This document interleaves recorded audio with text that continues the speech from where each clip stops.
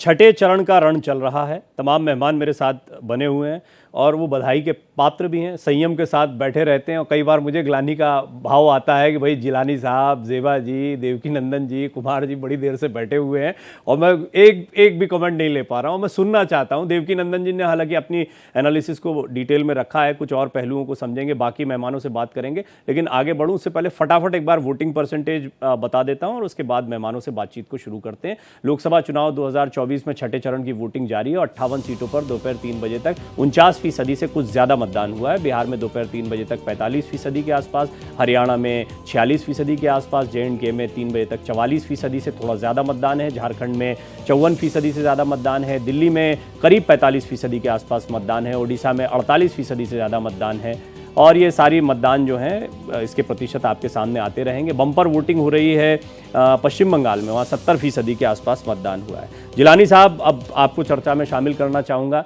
ये अभी तक जो बातचीत हुई है उसमें एक बात पर सभी लोग जोर दे रहे हैं, बड़ा इशारा मिल रहा है, कई पॉलिटिकल एनालिस्ट से भी मैं बात कर रहा हूँ। हालांकि कल शहनवाज हुसैन साहब थे तो उन्होंने तो बताया कि आंकड़ा जो है 400 के आसपास ही रहेगा और वो अलग अलग जगह पे बता रहे थे कि जिन जगहों पर पहले बहुत अच्छा प्रदर्शन रहा था वहाँ कोई कमी आती है तो बंगाल में, तमिलनाडु में, उड़ीसा में कंपनसेट हो जाएगा। लेकिन मैं आपसे ये जानना चाहता हूँ, आप तमाम मीटिंग्स में भी मौजूद रहते हैं, क्या कुछ आंकड़ा रिवाइज होता भी दिखाई दे रहा है या ऐसा लगता है कि वो 400 पार जो है वो एक चुनावी नारे के तौर पर तो ठीक है लेकिन व्यावहारिकता में थोड़ा नीचे आना पड़ेगा? देखिए, मैं जुड़ गया था जब एक कोई समीक्षक साहब अपनी बात को रख रहे थे। जी जी। मुझे लगा कि शायद वो पत्रकार हैं, लेकिन वो जो समीक्षा कर रहे थे वो ऐसा लग रहा था कि कांग्रेस की प्रवक्ता एक तरीके से उन्हें डिक्लेयर हो जाना चाहिए। और जिस तरीके से कांग्रेस के प्रवक्ता आजकल और उनके नेता आजकल एक यूट्यूबर कुछ हैं भारत के अंदर, और वो जो अपनी समीक्षा रखते हैं उसी के आधार पे वो सारी बात उनके नेता और प्रवक्ता रखने लगे हैं आजकल।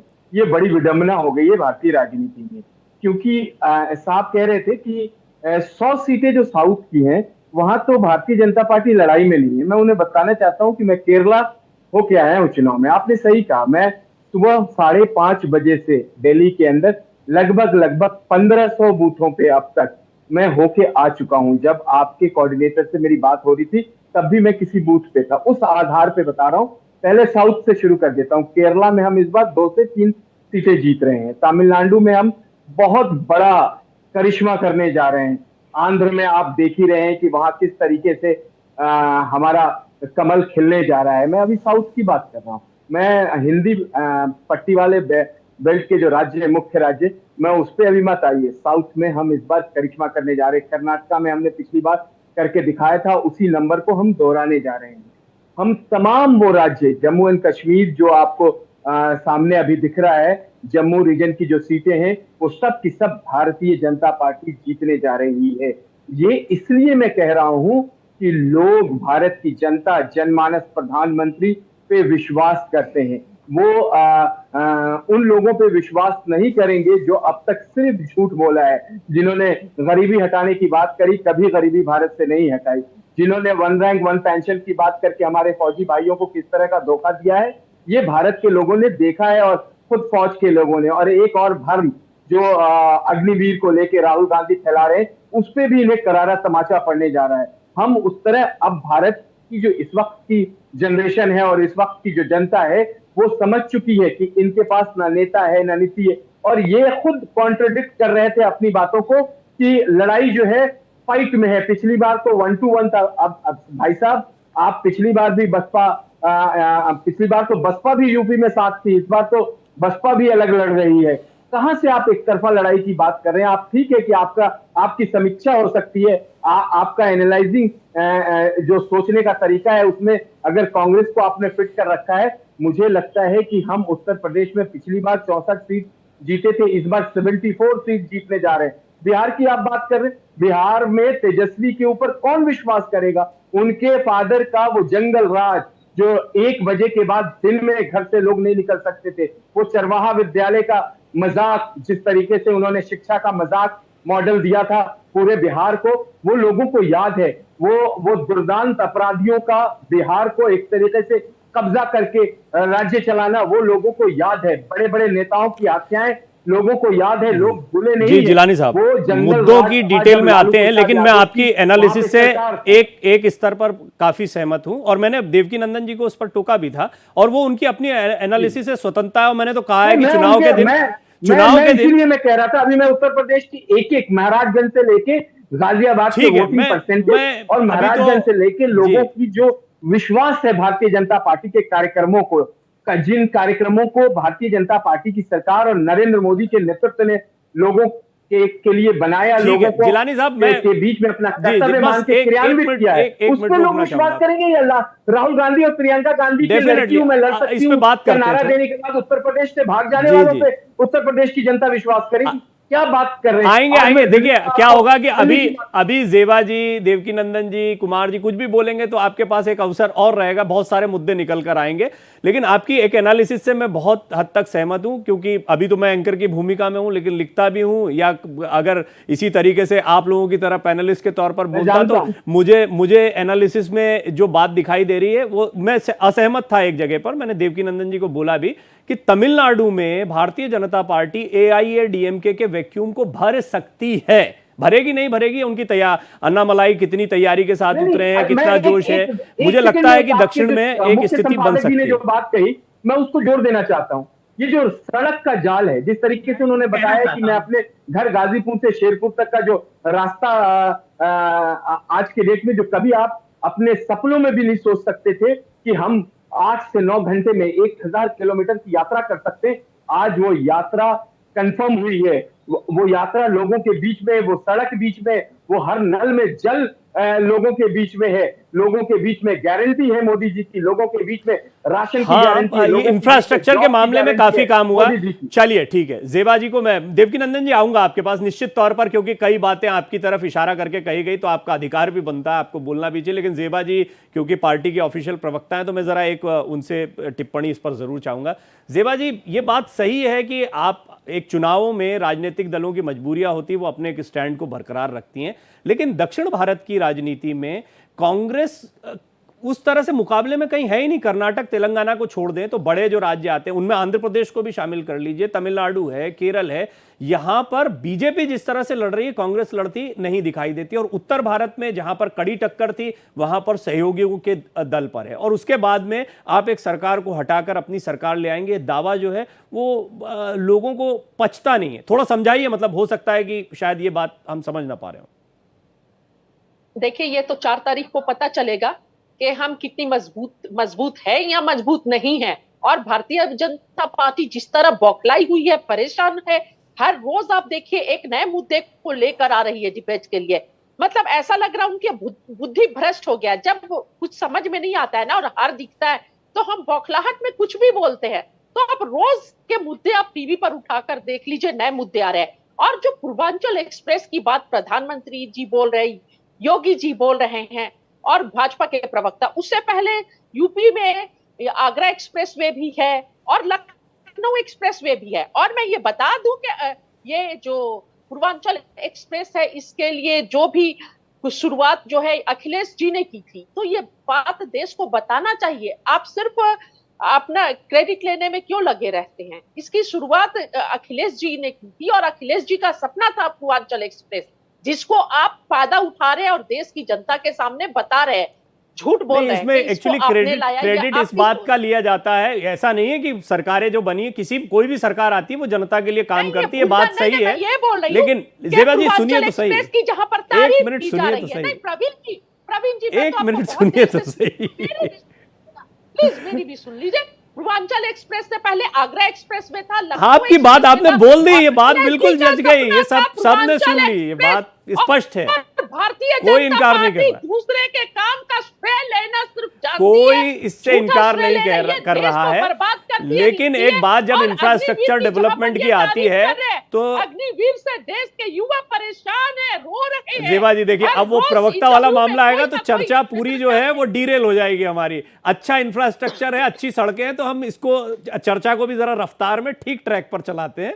तो क्या होगा कि आप अभी अग्निवीर और सारी चीजें मिक्स कर देंगी तो पूरा मामला गड़बड़ा जाएगा। बहुत अच्छे, ये जो उत्तर प्रदेश में सड़कों का जो जाल बिछा था, अखिलेश जी का बहुत बड़ा योगदान है। और पूर्वांचल एक्सप्रेस भी अखिलेश जी का सपना था, जिसको आगे जाकर जब सरकार इनकी बनी तो उसे पूरा किया गया, लेकिन पूरा का पूरा श्रेय खुद लेना ये गलत बात है। ठीक है कुमार राकेश जी, ये एक महत्वपूर्ण बिंदु रहता है कि हर सरकार काम करती है और अच्छा, अभी जब विकास की बात नहीं होती, कोई दूसरा मुद्दा होता है तो विपक्ष के ये आरोप होते हैं कि भाई विकास का मुद्दा नहीं उठा। लेकिन आज देखिए, मैं देख रहा था प्रधानमंत्री नरेंद्र मोदी जितनी भी बातें कर रहे थे गाजीपुर में अभी, तो उन्होंने एक एक करके वो काम गिनाने की बात कही। और यहाँ पर भी एक दिक्कत है कि वो दूसरों का श्रेय ले रहे हैं, जैसा जेबा जी का कहना है या कांग्रेस का आरोप है। बहरहाल अगर हम देखें तो क्या सचमुच में डेवलपमेंट या इंफ्रास्ट्रक्चर डेवलपमेंट जो हुआ है और भी जो काम हो रहे हैं वो ज्यादा प्रोमिनेंट होते हैं, या वो मुद्दे जिनको कई बार जुमला कहा जाता है, नारा कहा जाता है, चुनावी मुद्दे कहा जाता है, वो मुद्दे ज्यादा हावी होते हैं? और इस बार का चुनाव 2024 का चुनाव भी उन्हीं के इर्द गिर्द है। आप मेरा इशारा समझ गए होंगे, मैंने संक्षेप में उस बात को समेटने का प्रयास। आपने एक बार सरकार की बात आती है, सरकार जो होती है सबकी होती है, किसी पार्टी की सरकार नहीं होती है। यदि सरकार होती है तो आप मोदी सरकार की बात हो रही है, सबकी सरकार है। यदि अखिलेश की बात करती जेवा जी तो सबकी सरकार थी। और एक उनको करेक्शन कर दूं, इंफ्रास्ट्रक्चर डेवलपमेंट जो एनएच जो है, नेशनल हाईवे, केंद्र सरकार के अंतर्गत आता है। यदि वो डाटा उठा के देखेंगी कि 2014 के पहले कितनी सड़कें बनती थी, कितनी किलोमीटर, आज कितनी बन रही है, शायद उनको आई ओपनर का काम करेगा। बोलने वाला था वो बीच में, मैं बता रहा हूं। दूसरी बात, इन्होंने अग्निवीर के बारे में जो इनके नेता झूठ बोलते हैं, मैं बहुत ही दावे के साथ और बहुत ही फर्मली बता रहा हूं कि लोग झूठ बोलने में पूरी सफाई से झूठ बोल जाते हैं।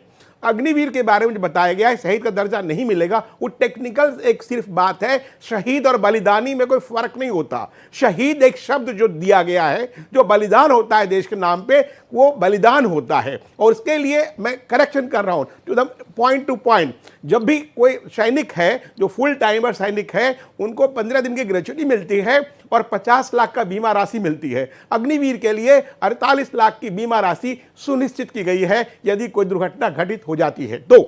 एक दूसरी बात जो कही जाती है, सरकार और डेवलपमेंट की बात, दोनों एक दूसरे के पूरक हैं। सरकार है तो विकास के लिए है, लफाजी के लिए नहीं, झूठ बोलने के लिए नहीं। यदि वो बात कर रहे हैं, यदि कांग्रेस को या जो विपक्षी दल है, मैं कई पार्टी के प्रवक्ता बैठे हैं जिलानी साहब, कि मेरा मानना यह है, दोनों दलों से मेरा आग्रह है कि जब बात करते हैं, कांग्रेस बात करती है तो उनको बोलना चाहिए कि ये 25 करोड़ जो गरीबी रेखा से निकले हैं वो झूठ है।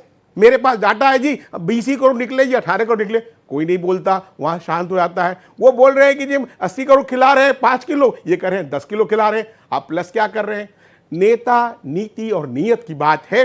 मुझे समझ नहीं आ रहा, मैं कंफ्यूज हूं कि पिछले 3 चरणों के बाद अचानक विपक्ष में ऐसा कौन सा गुबार फूट गया, ऐसा कौन सा ऊपर से कहीं पैरासूट से क्या इजाफा हो गया कि अचानक ये लोग सरकार बनाने लगे हैं। अभी बहुत अच्छा विश्लेषण कर रहे थे देवकीनंदन जी, उनके विश्लेषण को मैं नमन करता हूं, लेकिन उस विश्लेषण में वो भूल जाते हैं कि टीएमसी तकनीकी रूप से इंडी गठबंधन, INDIA, ए का लास्ट अलायंस है। इंडिया बोल करके भारत को या इंडिया को बदनाम करने वाली बात है। तो इंडी गठबंधन में वो नहीं है तकनीकी रूप से, और ऐसे कई दल हैं जो नहीं हैं। साउथ की बात कर रहे हैं, जिलानी साहब ने बता दिया, तमिलनाडु में तमिलनाडु, कर्नाटका, तेलंगाना, आंध्र प्रदेश और उसके बाद केरल में मेरी कल 2 फॉर्मर मिनिस्टर है, मैं कोट करता हूं, KJ अल्फांस मंत्री भी रहे हैं, फॉर्मर ब्यूरोक्रेट रहे हैं, उन्होंने कहा मैं यात्रा करके आया हूं, मेरी कई रिपोर्टर्स से बात हुई है, बोल रहे 20 सीटों में 17 सीटों पर बीजेपी कंटेस्ट में है। अप्रत्याशित आज तक नहीं थे कभी।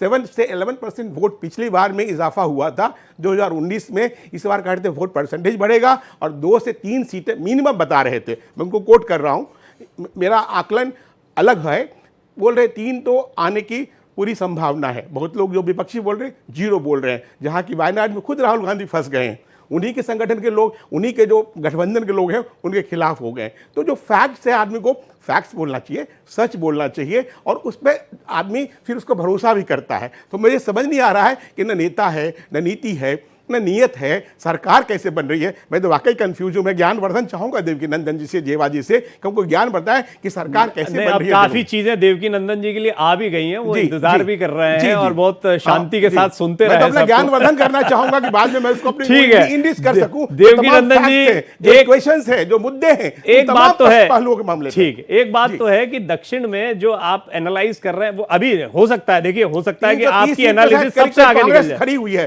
आउट ऑफ 543, ठीक है, करीब करीब हो सकता है कि कितनी आएगी कितनी नहीं आएगी सोचने की बात है। हर जगह गठबंधन है, कुमार जी, कहीं नहीं है। एक मिनट, एक संक्षेप में सवाल रखते, जवाब लेते हैं, ब्रेक पर जाएं उससे पहले, कि आपकी दक्षिण वाली जो एनालिसिस है वो थोड़ा सा हजम नहीं हो रही है, लेकिन हो भी सकता है, देखिए ये तो कहने की बात है, आपने अपनी एक एनालिसिस की है, थोड़ा समझाएं। अभी जी, मैं दक्षिण के एक एक राज्य का एनालिसिस रख सकता हूं, लेकिन दुर्भाग्यपूर्ण है कि भारतीय जनता पार्टी के जो प्रवक्ता महोदय बैठे हुए हैं, उनको लग रहा है मैं कांग्रेस का प्रवक्ता हूं।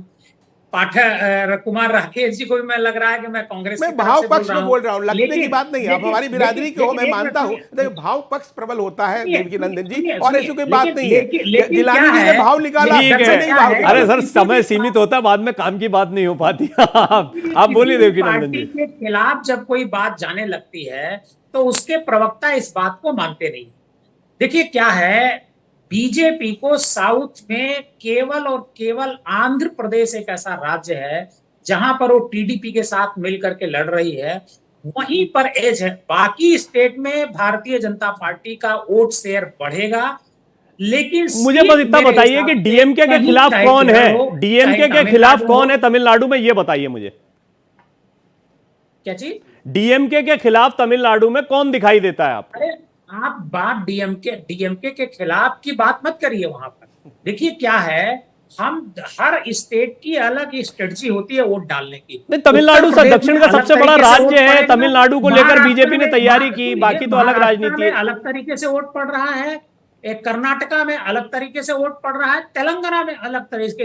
एक राज्य तेलंगाना है जहां मुझे लगता है कि बीजेपी को थोड़ा एज वहां भी है, जो 4 सीटें पिछली थी। उसकी वजह यह है कि वहां पर जो बीआरएस है वो एक तरीके से साइड में हो गई है, और भारतीय जनता पार्टी और कांग्रेस की वहां पर सीधी फाइट है।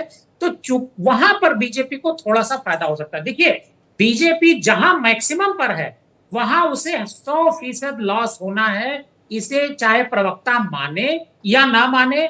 मैं कम से कम 6 राज्यों में होकर के आया हूं, और मैं इलेक्शन ही देखता हूं, तो मुझे ये जानकारी है। मैं एक एक राज्य की एक एक सीट पर डिस्कशन कर सकता हूं। देखिए क्या होता है, मैं ये नहीं कह रहा हूं कि इंडिया गठबंधन की सरकार बनने जा रही है या बीजेपी फटने जा रही है, ये तो 4 तारीख को पता चलेगा। लेकिन जो बीजेपी का मैक्सिमम शेयर था 2019 में 303, बीजेपी उससे नीचे ही रहेगी किसी भी दशा में। अब एनालिस्ट ये मान के चल रहे हैं, हमारे जैसे एनालिस्ट या बड़े बड़े जो एनालिस्ट हैं, जो बड़ी बड़ी कंपनियां, मैं तो छोटा काम करता हूं, वो ये मान के चल रही हैं कि 272 बीजेपी छू पाएगी या नहीं छू पाएगी। एक बात, और बीजेपी के लोग वैसे भी नहीं मानते हैं। मैंने बीजेपी के लिए भी काम किया है, और जब मैं बंगाल में 2021 में काम कर रहा था तो मैं बीजेपी के नेताओं को बताता था कि बीजेपी 80 सीट क्रॉस नहीं करेगी, लेकिन कोई उस समय बात मानने को तैयार नहीं था। हर व्यक्ति कहता था बीजेपी 150 सीट जीतेगी। जब बीजेपी 77, ठीक है, हम ये मान रहे हैं कि आपकी एनालिसिस गंभीर है और इस पर बात करेंगे। मुझे फोन करके कहा कि जब आप बोल रहे हैं तो मैं कई तस्वीरें भी दिखाता जा रहा हूं, राष्ट्रपति महोदया, उपराष्ट्रपति और तमाम लोगों ने जो वोट किए हैं उनकी तस्वीरें भी लगातार चलती रहेंगी। आप अपनी बात को खत्म करें, लेकिन संक्षेप में, ताकि मैं अब जिलानी साहब के पास जाऊं। बहुत सारे सवाल उनके लिए मेरे जहन में अब आ गए। पार्टी का ये रहता है कि जब कोई डिस्कशन होता है, और उसे मानना भी नहीं चाहिए। मैं भी अगर किसी पार्टी का प्रवक्ता होऊंगा तो मैं किसी एनालिस्ट की बात क्यों मानूंगा? मैं भी कहूंगा कि जो एनालिस्ट बोल रहा है वो कांग्रेस की तरफ से बोल रहा है। अगर नहीं, मैं एग्री करता हूं आपसे। अरे पॉलिटिकल पार्टी के प्रवक्ता का काम है आपको उकसाना, वो कामयाब हो गए। जिलानी साहब का काम है आपको उकसाना, वो कामयाब हो गए, क्योंकि वो एनालिसिस उनके पक्ष में नहीं जा रही थी, तो वो उन्होंने जो किया वो उसमें कामयाब हो गए। अच्छा, उन्होंने पूरी, देखिए उकसाना नहीं हुआ। मैं कह रहा हूं ये सही है, वो प्रवक्ता है, उनको बोलना ही चाहिए। अगर मैं प्रवक्ता होऊंगा तो मेरा भी यही काम होगा, पार्टी का फेवर में रखना। जब तक, देखिए क्या है, इलेक्शन खत्म नहीं हो जाता है 1 तारीख तक, जब तक रिजल्ट नहीं आता है तब तक तो हर उम्मीदवार कह रहा है कि हम जीत रहे हैं। लेकिन अब एक राज्य उत्तर प्रदेश जिसकी चर्चा खूब हो रही है, उत्तर प्रदेश मैं में आता हूं जो इस पर भारतीय थोड़ा सा जनता देवकीनंदन जी अलग से बात करेंगे। उत्तर प्रदेश में 1 मिनट के लिए रोक रहा हूं। मैं कई तस्वीरें दिखा रहा हूं, केजरीवाल साहब हैं, रामवीर सिंह विदुड़ी हैं, और भी बीजेपी के जो प्रत्याशी मनोज तिवारी, उदित राज कांग्रेस के प्रत्याशी, ये तमाम लोगों की तस्वीरें भी मैं दिखाता जा रहा हूं। जिलानी साहब, क्योंकि दिल्ली के चुनाव को आप बड़े करीब से जानते हैं, तमाम पोलिंग स्टेशन पर गए हैं, हमने दक्षिण की इतनी बात कर ली, और आप जहां को देख रहे हैं, जहां की जमीनी हकीकत देख रहे हैं, वहां पर बात ना हो तो ये मामला जमेगा नहीं। मुझे थोड़ा दिल्ली हरियाणा का हाल बताइए, और अभी तक जो मीटिंग्स हो रही हैं वो आपके लिए सुखद हैं, चिंताजनक हैं? आम आदमी पार्टी कांग्रेस का एक कॉम्बिनेशन, और अरविंद केजरीवाल का जाना, बेल पर बाहर आना, उनका एक सिंपैथी का वोट मांगना, कितनी चुनौती आपके लिए दिल्ली में बड़ी है? तिवारी जी, सबसे पहले तो मैं जो समीक्षक महोदय हैं, मैं उनको कह दूं कि मैं उनके इंडिविजुअल उस पर किसी तरह की बात नहीं रखी है। जो उन्होंने बात रखी है उस बात के सामने मेरा जो अनुभव रहा है, जैसे आप पूरे हिंदुस्तान में हर राज्य में जाके रिपोर्टिंग और समीक्षा और सिफोलॉजिस्ट का काम आप करते रहे होंगे, इससे आपको आइडिया आता है। वैसे ही हम लोग संगठन का काम करते हैं, संगठन में मंडल, समिति, हमारा पन्ना प्रमुख, हमारे कौन लोग जो हमने अभी शुरू से लगाया है वो किस तरीके से काम कर रहे हैं। सुबह से मैं दिल्ली की बात बता रहा हूँ। पहले तो हम तमाम बूथों पे गए, वहां पे हमने देखा कि वोट की रफ्तार कैसे है, कितनी कतार लगी है, क्या लोगों की जो लोग सोच रहे हैं, लोगों का भाव। डायरेक्ट तो आपको भी पता है इलेक्शन कमीशन के गाइडलाइंस के अकॉर्डिंग हम डायरेक्ट किसी तरह की कोई बात नहीं करते हैं, लेकिन जो लोग, मैं खास करके एक इलाके में न्यू फ्रेंड्स कॉलोनी का जो एरिया है, वहां के एक बूथ पे गया था जो बहुत ही पॉश कॉलोनी में आती है। वहां पे जब मैंने लोगों से बात करी तो उनका एक ही नजरिया था, डेवलपमेंट। तो डेवलपमेंट से आप जोड़ते हैं कि कहाँ वोट कैसे जा रहा है। तो तिवारी जी, हम लोग तो बिल्कुल दिल्ली में श्योर हैं कि 7 की 7 सीटें हम दोबारा से दिल्ली में जीत रहे हैं, क्योंकि यहाँ पे इन फाइटिंग बहुत ज्यादा रही है आम आदमी पार्टी और कांग्रेस में। कांग्रेस और आम आदमी पार्टी के लोग लास्ट के 1-2 दिन में साथ आए, नहीं तो पूरे चुनावी जो कैंपेनिंग एक लंबा जो समय रहा है 1.5-2 महीने का, उसमें दोनों पार्टियां इकट्ठे नहीं हो पाई। बाद में 1-2 दिन इन लोगों ने कोशिश करी है, तब तक आप संभाल नहीं पाते हैं, क्योंकि लोगों को लगता है, और आज जिस तरीके से इनके जो टेबल लगते हैं जहां पे इनके एजेंट बैठते हैं, लगातार आपकी मीडिया अभी कवर कर रही है, और भी चैनल से दिखाया है, वो खाली पड़े हुए थे, वहां पे लोग नहीं थे। लोगों की एक्सपेक्टेशन जो दिल्ली के लोगों की थी कि दोनों को वो अलग अलग देखा है, और लोग दिल्ली के समझदार हैं। आप पंजाब में तो लड़ रहे हैं एक दूसरे से, एक दूसरे की एकदम जान हलाक करने में लगे हुए, और आप दिल्ली में गलबैया करेंगे, तो ये दिल्ली के लोगों को हजम नहीं हो रहा है। दिल्ली के लोगों को लग रहा है कि ये ठगा जा रहा है। इसलिए दिल्ली की जनता फिर विश्वास करके भारतीय जनता पार्टी को सुबह से वोटिंग परसेंटेज ने परेशान किया या उत्साहित कर रहा है आपको? क्योंकि दिल्ली का वोटिंग परसेंटेज, दिल्ली का वोटिंग परसेंटेज वैसे भी गड़बड़ रहता है। टाइम में 45 डिग्री तक तापमान गया है दिल्ली का।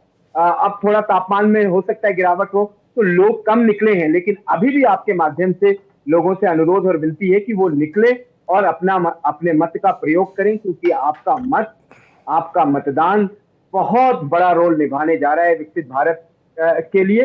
इसलिए मैं जो देख रहा हूं जमीन पे, उसमें कहीं किसी तरह का कोई भी 1% की भी दिल्ली में मुझे नहीं लगता है कि भारतीय जनता पार्टी को कहीं किसी तरह के नुकसान होने जा रहा है। हरियाणा में भी जो खबरें आ रही है सूत्रों से, हरियाणा में भी हम बहुत अच्छा कर रहे हैं। जितनी हमारी पिछली बार सीटें थी, हमारी पूरी कोशिश है वहां की इकाई की कि वो सीटें बरकरार रहें। और देखिए, जब प्रधानमंत्री की बात होती है, यही तो है विपक्ष के पास, आप बताएं, मैं बहुत ही हाइपोथेटिकल क्वेश्चन आपके सामने, कौन प्रधानमंत्री बनेगा? क्या ममता बनर्जी राहुल गांधी के नाम पे मान जाएंगी प्रधानमंत्री के लिए, या राहुल गांधी अखिलेश यादव के नाम पे प्रधानमंत्री के लिए मान जाएंगे? कौन है नेता? तो ये लोगों को 5 चरण के चुनाव में, अभी वरिष्ठ पत्रकार महोदय कुमार राकेश जी जिस तरह की बात कह रहे थे, मैं 100% उनके साथ सहमत हूं कि क्यों यकीन करें। ये बहुत तीखे सवाल करते हैं, बहुत जबरदस्त, हमारे ऊपर भी इनका क्वेश्चन रहता है, लेकिन ये जो सवाल अभी इन्होंने किया है कि कौन है आपके पास, नेता कौन है, नीति क्या है, कैसे आपका गठबंधन आगे बढ़ेगा? क्योंकि हमने चेहरे का अभाव, मजबूत नेतृत्व की अनुपस्थिति, ये दो बड़े कारण हैं जिनकी वजह से भारतीय जनता पार्टी को लगता है चेहरे का अभाव और मजबूत नेतृत्व की अनुपस्थिति, या उसको लेकर एक कंफ्यूजन। जिलानी साहब की जगह अब खेमचंद शर्मा जी भारतीय जनता पार्टी के प्रवक्ता के तौर पर मेरे साथ इस मंच पर जुड़ रहे हैं। खेमचंद जी, आपका बहुत बहुत स्वागत है। लेकिन ज़ेबा जी, जिलानी साहब ने दिल्ली के बारे में पूरी तमाम जानकारियां दी, जिन पोलिंग स्टेशंस पर गए उनके बारे में जानकारी दी। आप मुझे बताएं कि दिल्ली में निश्चित तौर पर एक आपसी खींचतान रही, पूरे मन के साथ में लड़ाई नहीं हुई, हालांकि थोड़ी बातचीत हमने पहले की है, फिर भी दिल्ली में भारतीय जनता पार्टी का ये 7 सीटें फिर से जीतने का कॉन्फिडेंस, क्यों इसको स्वीकार नहीं करेगी जनता? बिल्कुल गलत है, और ये कॉन्फिडेंस जो है पूरा चूर चूर हो जाएगा। अभी महिलाओं का एंकर दिखा रही थी वोटिंग पोलिंग ये के पास से, बूथ के पास से, तो क्या बोली, आपने शायद सुना होगा कि वोट किसे करना है, किसे करना, पढ़े लिखे लोगों को। तो पढ़ा लिखा कौन है बताने की जरूरत नहीं है। और ये गुमान में भारतीय जनता पार्टी नहीं रहे, जैसे लकड़ी की हांडी को दोबारा चूल्हे पर नहीं चढ़ाया जा सकता है, वैसे ही बार बार देश की जनता को छला नहीं जा सकता है, मूर्ख नहीं बनाया जा सकता है। और हरियाणा की बात चल रही थी, आपको लगता है क्या जिस हरियाणा की बेटियों को दिल्ली ने और दिल्ली की सरकार ने उठाकर फेंक दिया था, पैर और हाथों को उठाकर, और किस तरह रोती बिलखती हुई गई थी, वो हरियाणा भूल जाएगा अपनी बेटियों की बेइज्जती और अपमान? हरियाणा भाजपा को सीट देने जा रहा है, एकदम गलत बात। और जो किसान आंदोलन हुए हैं और हरियाणा के कितने किसान शहीद हुए हैं, उसमें क्या वो हरियाणा भूल जाएगा किसान आंदोलन में जो किसान शहीद हुए हैं? और वो इस अपमान का, हमारी बेटियों का अपमान हुआ है, हरियाणा की बेटियों का अपमान भाजपा ने किया है, और जो किसान शहीद हुए हैं वो हरियाणा भूल जाएगा, इस बात का जवाब नहीं देगा। एकदम गलत फहमी है ये। और जिस तरह जनता द्वारा चुने हुए मुख्यमंत्री को भाजपा ने जेल भेजा, चाहे झारखंड हो या दिल्ली हो, दिल्ली की जनता सबक सिखाएगी, हरियाणा की जनता सबक सिखाएगी, और देश की जनता सबक सिखाएगी भारतीय जनता पार्टी को। और देखिए, इन्हें समझ में नहीं आता है कि क्या मुद्दे पर बात किया जाए। हर रोज एक नए मुद्दे, कभी कभी बीच बीच में विकास की भी बातें कर लेते हैं, तो इनको समझ में नहीं आ रहा है कि क्या ऐसा ज़ेबा जी, बोला अब जाए थोड़ा जो आपने अच्छे से अपनी बात रखी, अभी भटक जाएगा बहुत। मैं एक बात और बोलूंगी प्लीज प्रवीण जी, एक बात और बोलूंगी। मैं तो खुद फील्ड में रही हूँ, आज वोट देने के लिए आई हूँ जमशेदपुर, लेकिन मैं जहां भी फील्ड में गई, यहां तक कि प्रेस रिपोर्टर का भी कहना था कि इस बार जनता चुनाव लड़ रही है, कैंडिडेट से ज्यादा जनता उत्साहित है, क्योंकि जनता परेशान है महंगाई से और बेरोजगारी से। ठीक है खेमचंद जी, दिल्ली में आम आदमी पार्टी का मिलन कांग्रेस के साथ होना, निश्चित तौर पर ये जो दोनों पार्टियों के कार्यकर्ता हैं इनमें कुछ खींचतान रही हो, लेकिन मतदाता जो कंफ्यूज रहता था, कई बार वोट कट भी जाते थे, क्योंकि कांग्रेस और आम आदमी पार्टी, ऐसा माना जाता है कि बीजेपी का एंटी वोट इनको जाएगा, जब साथ में मिल गए तो कॉन्फिडेंस क्यों ना दिखाएं? देखिए, मैं दिल्ली में रहता हूं, दिल्ली में वोट किया है और दिल्ली में सुबह से घूम रहा हूं। आम आदमी पार्टी के जितने भी काउंटर्स होते हैं या कांग्रेस के जितने भी काउंटर है, क्योंकि चांदनी चौक में कांग्रेस लड़ रही है, आम आदमी पार्टी नहीं लड़ रही है, 3 जगह से कांग्रेस है, 4 जगह से आम आदमी पार्टी है। ज्यादातर इनके काउंटर्स खाली पड़े हुए हैं सुबह से, और ये कहते हैं कि देखिए भारतीय जनता पार्टी को टक्कर देने जा रहे हैं। किस आधार पर टक्कर देने जा रहे हैं? क्या केजरीवाल जी ने 10 साल में वो काम किए जो उन्होंने प्रॉमिस किया? आज भयंकर गर्मी है, आधी दिल्ली प्यासी है, गंदा पानी आ रहा है, पर person availability of water drastically down हुआ है, और जितनी भी अनऑथराइज्ड कॉलोनी है वहां पे पानी नहीं पहुंचा पाए, और आप कहते हैं कि केजरीवाल जी को वो लोग वोट करेंगे। आज घंटों बिजली के कट आ रहे हैं, आप कहेंगे कि लोग केजरीवाल जी को वोट करेंगे। दिल्ली में जो ग्रीनरी कवर है वो खत्म हो चुका है, प्रदूषण की समस्या गंभीर हो चुकी है। दिल्ली आज सबसे ज्यादा प्रदूषित राजधानी, आप कहते हो कि लोग केजरीवाल जी को वोट करेंगे। आप बहनों की बातें करते हैं, स्वाति मालीवाल जी की अपने घर में आके पिटाई कराते हैं, उनके प्राइवेट पार्ट पे लात घूस से मारते हैं और दोषी के साथ खड़े हो जाते हैं। आप कहते हैं कि दिल्ली वाले उनको वोट करेंगे। एक नई बस 10 साल में वो नहीं खरीद पाए, और हजारों बस जो मोदी जी ने दी FAME2 के माध्यम से, वो दिल्ली वालों को काम चला रही है, और आप कहते हैं कि दिल्ली वाले केजरीवाल जी को वोट करेंगे। अस्पताल जो रिश्वत देता है उसका इलाज करते हैं दिल्ली के, बाकी किसी का इलाज नहीं करते, वहां पे बेसिक दवाई तक नहीं है, और आप कहते हैं कि दिल्ली वाले केजरीवाल जी को वोट करेंगे। बिल्कुल नहीं। अब चोर चोर घोषे रे भाई, कांग्रेस जिसने 15 साल पहले दिल्ली को लूटा, अब केजरीवाल जी 10 साल से लूट रहे हैं। 25 साल से दिल्ली को लूटने वालों को दिल्ली वोट करेगी? कभी नहीं करेगी। दूसरा, दिल्ली देख रही है क्या अल्टरनेटिव है। इंडी गठबंधन के पास क्या नेता है, नहीं है, क्या नीति है, नहीं है, नियत है, नहीं है, नियत तो बिल्कुल खराब है। वो सिर्फ और सिर्फ अपने परिवार वालों को, जो उनकी प्राइवेट लिमिटेड कंपनी है, उसको मजबूत करना चाहते हैं। केजरीवाल जी ने भी एक राबड़ी 2.0 इंट्रोड्यूस कर दिए हैं। आपने देखा होगा जितने भी रोड शो उन्होंने किए, अपनी पत्नी को, सुनीता केजरीवाल जी को, वो साथ में लेके चल रहे हैं। उनकी कोई फिक्र नहीं है, उनको कोई चिंता नहीं है। आपने काफी सारी बातें बताई हैं जो इस ओर इशारा करती हैं कि केजरीवाल और कांग्रेस का साथ में आना बहुत ज़्यादा फायदा नहीं पहुंचाएगा। देवकी नंदन जी, अब आते हैं, आप उत्तर भारत की भी बात कर रहे थे, आपकी एनालिसिस जो रुकी थी उसमें मैं फिर हरियाणा और दिल्ली को भी शामिल करना चाहूँगा, जहां से भारतीय जनता पार्टी कॉन्फिडेंट, हालांकि हरियाणा का मामला ऐसा है क्योंकि हरियाणा की सियासत बहुत अलग किस्म की सियासत रही है, दिल्ली से थोड़ा इतर है, लेकिन फिर भी उत्तर प्रदेश को लेकर और दिल्ली को लेकर बीजेपी सभी सीटें जीतने का दावा करती रही है और इस बार पिछले प्रदर्शन से बेहतर प्रदर्शन करने की बात भी एक बार फिर दोहराई जा रही है। और आप देख रहे हैं किस तरह से मत दिया प्रधानमंत्री और मुख्यमंत्री दोनों ने मिलकर अलग अलग जगहों पर रैलियां करते हुए। और जब हम बात कर रहे थे तो गाजीपुर, चंदौली, तमाम जगह की रैलियों को भी हम लगातार दिखाते रहे। नहीं, बिल्कुल आप ठीक कह रहे हैं। प्रधानमंत्री नरेंद्र मोदी जी और योगी आदित्यनाथ जी उत्तर प्रदेश के मुख्यमंत्री हैं, इन दोनों ने सारे जितने भी रैलियों के रिकॉर्ड हैं, चाहे इंडिया गठबंधन के लोग हों, सबको इन्होंने तोड़ दिया है। मोदी जी से ज्यादा बल्कि रैली करीब 180 रैलियां योगी आदित्यनाथ जी कर चुके हैं, इसमें कोई दो राय नहीं है। मोदी जी हर सीट पे रैली कर रहे हैं। पहले वो जिलेवार रैली किया करते थे, कुछ जिलों को छोड़ भी देते थे, लेकिन इस चुनाव में मोदी जी हर कॉन्स्टिट्यूंसी में लगभग गए हैं, कुछ एक कॉन्स्टिट्यूंसी को एक्सेप्शनल अगर छोड़ दिया जाए तो। आप इसी देखिए क्या है ना, इससे ही तस्वीर साफ होती है कि लड़ाई कितनी कठिन है भारतीय जनता पार्टी और इंडिया ब्लॉक के बीच में। और देखिए जो बात अभी एक किसी पैनलिस्ट ने कही कि जनता चुनाव लड़ रही है, मैंने जमीन पर जो देखा वाकई में जनता चुनाव लड़ रही है। अब जनता किसके फेवर में जा रही है ये तो 4 तारीख को ही साफ होगा, लेकिन वाकई में जनता चुनाव लड़ रही है। इस बीच 5 बजे तक का जो मतदान प्रतिशत है वो बहुत महत्वपूर्ण है। मैं इंतजार भी कर रहा था, 58 सीटों पर 5 बजे तक 57% से ज्यादा, लगभग 58% के आसपास मतदान हुआ है। हरियाणा में करीब 56% के आसपास मतदान है और ये पूरा मतदान का प्रतिशत चलता रहेगा। लेकिन दिलचस्प ये है कि मैं देखना चाहता था कि 3 से 5 के बीच में मतदान दिल्ली में जो है शाम 5 बजे तक 53.73% यानी 54% के आसपास मतदान आप मान सकते हैं और उड़ीसा में करीब 60% के आसपास मतदान है। उत्तर प्रदेश में एक बार फिर, उत्तर प्रदेश और बिहार इस बार कुमार जी मुझे लगता है कि लगातार यहाँ पर मतदान का प्रतिशत जो है वो कम रहा है। लेकिन फिर भी देवकी नंदन जी ऐसा लगता है कि पिछले चरणों के मुकाबले अब धीरे धीरे उत्साह बढ़ा ना, ये बात मैं नहीं मानूंगा। देखिए आप अभी दिखा रहे हैं कि 57-58% वोट एवरेज है। ये जब 6 बजने वाले हैं, 5 बजे तक का आपके पास डेटा है, 64% तो आप तक आ जाए, चलिए ये 62% तक मैक्सिमम जाएगा। 62% वोट जब कभी भी पिछले जो 2019 में चुनाव हुआ था उसमें 67% वोट पड़ा था। ये पक्का है कि 62, 62.5 मैक्सिमम 63 तक जा सकता है, हालांकि इतना जाना नहीं चाहिए जो एवरेज अभी चल रहा है। देखिए हम बात कर रहे थे, पर ये बंगाल में क्या हुआ है फिर? बंगाल का थोड़ा सा बताइए ना। 77.78% मतदान हो चुका है अभी तक, 80% के आसपास जाए। बंगाल में पिछली बार 82% वोट पड़ा था, बंगाल में भी कम वोट पड़ रहा है। अब बंगाल के आपको एक छोटा सा उदाहरण दूंगा तो कई लोग इसमें हो सकता है मुझसे नाराज हो जाएं।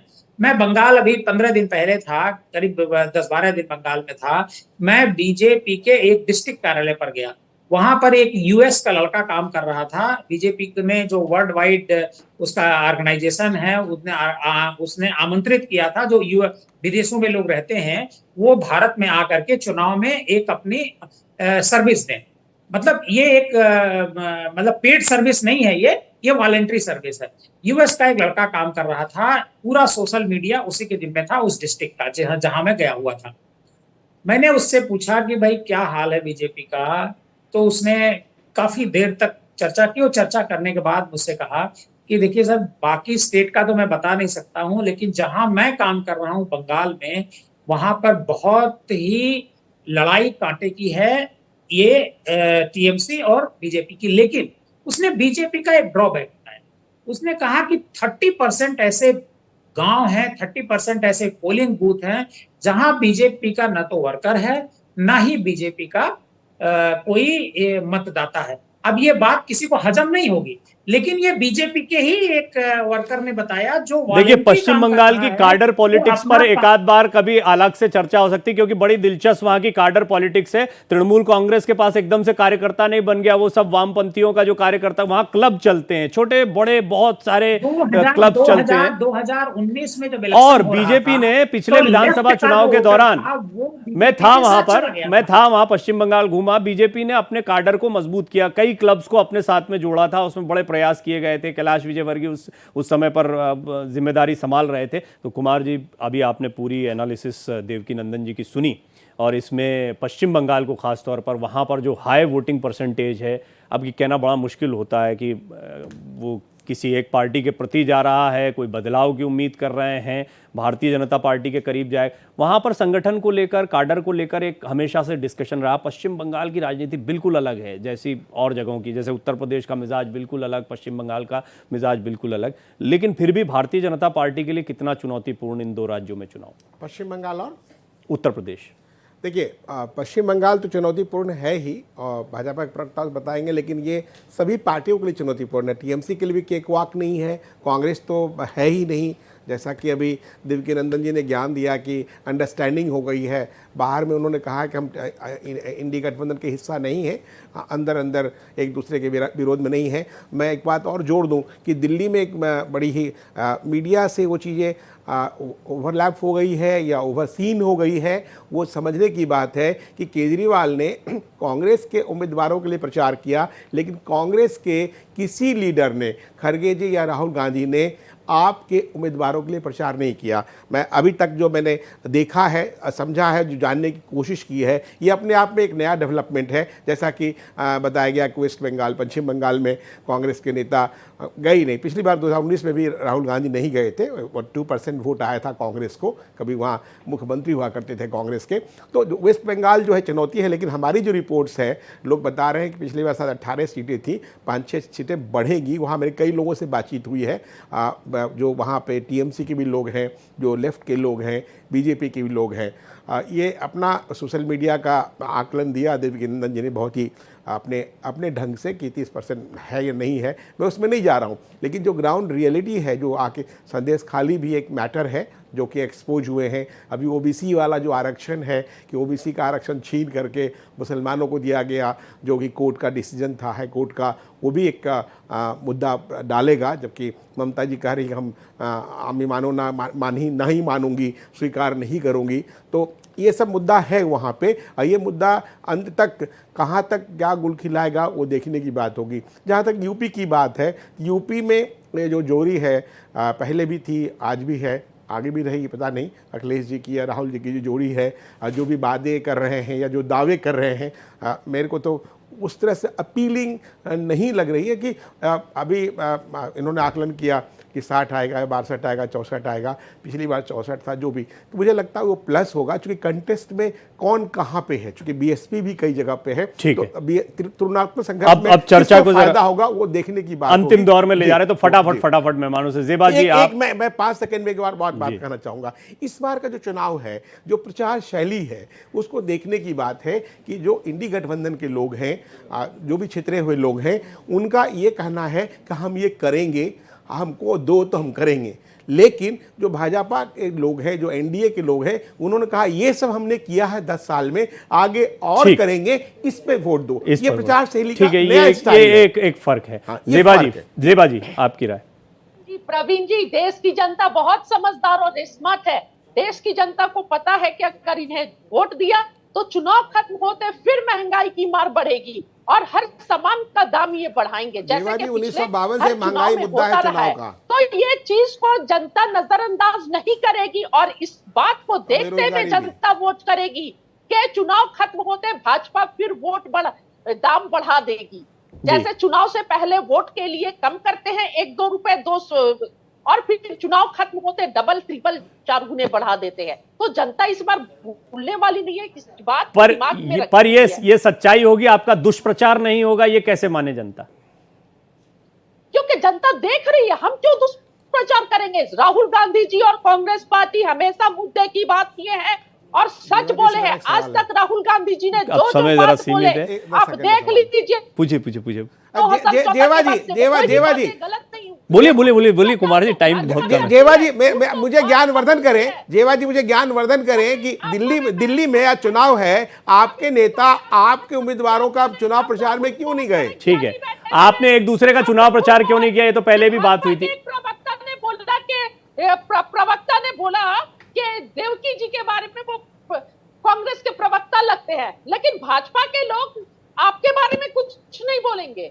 आप बोलिए ना, वो तो आप बोल अरे रही है, मैं वो सुनते रहते हैं, हुआ रहूंगा, खूब सुनते मैं हैं, राष्ट्रवादी था, मैं हुआ रहूंगा, खूब सुनते हैं। अच्छा ऐसा नहीं कि आप नहीं बोला बताइए गया, तो सही। वो जेवा जी आप नहीं रहे मेरे साथ चर्चा में, जब भी रहे हैं तो इनको कोई ना कोई बोलता है। सच बोलूंगा मैं। ठीक वो है, भाजपा खेमचंद जी को फाइनल कांग्रेस को, कमेंट। खेमचंद मैं सच जी, बोलूंगा। खेमचंद जी, देखिए, वोटिंग आम आदमी परसेंटेज, अच्छा वोटिंग आम आदमी परसेंटेज पार्टी पे और कांग्रेस सरासर झूठ बोलती है। 10 से 11% सच इनकी आप बोलूंगा, महंगाई जिसको अच्छा थी। लगे। यूपीए वर्सेस मोदी एनडीए सरकार देखो, गलत ये करेगी, महंगाई मैं की बोलता बात हूं। करते हैं। आज भारत की महंगाई किसी की आप हिम्मत कंपेयर नहीं है। करो पड़ोसी देशों से, आप कंपेयर करो यूरोप से, आप कंपेयर करो अमेरिका से, आपको पता चलेगा भारत में महंगाई नहीं है। हर जगह फूड इन्फ्लेशन है, भारत में नहीं है, क्योंकि भारत में चीजों को कंट्रोल में रखा गया है। कांग्रेस के जमाने में हर चीजें 5 साल में दुगने तिगने रेट में हो जाती थी, भारत में आज ऐसा नहीं हो रहा है। इसीलिए आज विश्व की सारी संस्थाएं भारत को ब्राइट स्पॉट कह रही हैं, सबसे अच्छी इकोनॉमी कह रही हैं, सबसे तेजी से आगे बढ़ने वाली इकोनॉमी कह रही हैं, क्योंकि वास्तव में हमें ये जो 65 साल में नहीं कर पाए वो काम हम लोगों ने 10 साल में किया, उससे ज्यादा काम हमने 10 साल में किया। हमने 15 एम्स बनाने का काम मात्र 10 साल में कर दिया,